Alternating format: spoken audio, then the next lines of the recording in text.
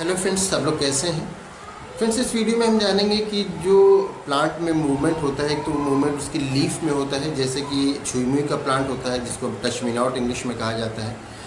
तो उसमें जो मूवमेंट होता है उसमें ये होता है कि उसकी लीफ जो होती है वो लटक जाती है। और एक मूवमेंट प्लांट में ये होता है कि उसके स्टेम में जो मूवमेंट होता है कि उसका शूट, उसका स्टेम किसी डायरेक्शन में मुड़ जाता है।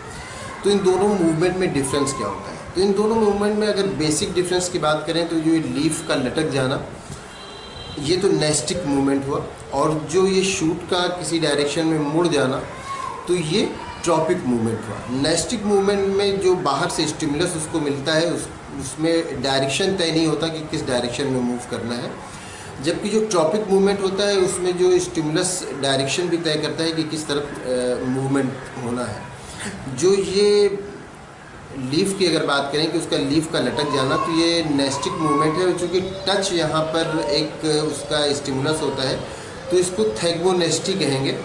और अगर जो शूट की जो बात हो रही है कि शूट का किसी डायरेक्शन में मुड़ जाना, तो ये फोटोट्रॉपिज्म भी हो सकता है और ये थिग्मोट्रॉपिज्म भी हो सकता है, दोनों की वजह से हो सकता है।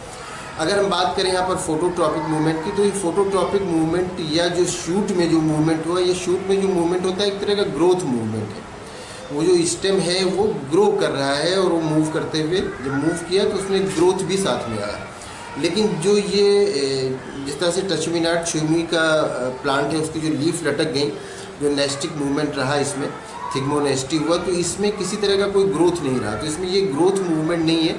और जो शूट का मुड़ जाना, ये ग्रोथ मूवमेंट है। तो ये दोनों में बेसिक डिफरेंस हो जाता है। दोनों ही एक ये जो मूवमेंट है, तो उसमें अगर हम लीफ वाले मूवमेंट की बात करें तो उसके बेस पे जो एक सडन वाटर लॉस होता है उसकी वजह से वो लीफ लटक जाती हैं। जबकि ये जो शूट का मुड़ जाना, ये ऑक्सीजन हार्मोन की वजह से होता है, जिसमें एक जो शूट है उसके दोनों सिरे पर, दोनों डायरेक्शन में बराबर ऑक्सीजन की क्वांटिटी नहीं पाई जाती है। उस तरफ ऑक्सीजन पाया जाता है जिस तरफ शेडो होता है। तो इसलिए वो साइज़ बढ़ जाता है, वो साइड बढ़ जाता है, उस साइड का साइज़, और वो फिर वो बेंड हो जाता है उस तरफ जिस तरफ लाइट होती है। इस तरह से हमें लगता है कि उस लाइट की तरफ बेंड हो गया। जबकि वो जिस तरफ शेडो होता है उस तरफ का डायरेक्ट, उस तरफ का जो शूट है उसका ग्रोथ बढ़ जाता है। हम मान लेते हैं कि ये एक स्टेम है और इसमें अगर इस तरफ से लाइट आ रही है तो जो ऑक्सीजन होगा वो इस तरफ आ जाएगा शेडो में। और जब शेडो में आ जाएगा तो इसका इस तरफ का ग्रोथ बढ़ जाएगा। उस तरफ का जब ग्रोथ बढ़ेगा तो ऐसे बेंड कर जाएगा। तो इस तरफ से लाइट आ रही है, इस तरफ ये बेंड कर जाएगा। तो इसको फोटोट्रॉपिज्म कहा जाता है।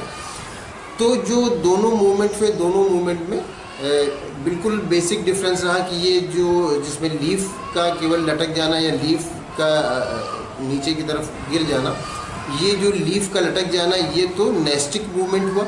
और इसमें कोई ऐसा नहीं था कि ऑक्सीजन हार्मोन की वजह से हुआ। इसमें क्या हुआ कि इसके जो बेस पे स्वेलिंग पोर्शन था उसमें वाटर लॉस की वजह से ये सडन इसकी जो लीफ थी वो लटक गई। जबकि ये जो ट्रॉपिक मूवमेंट हुआ, इसमें क्या हुआ, ये ग्रोथ मूवमेंट हुआ और ये ऑक्सीजन की वजह से हुआ। ऑक्सीजन जो कि प्लांट हार्मोन है, क्योंकि ग्रोथ को रेगुलेट करता है, इस वजह से हुआ। तो ये दोनों में बेसिक डिफरेंस होता है। तो उम्मीद करते हैं वीडियो आपके लिए इन्फॉर्मेटिव होगी। Thank you.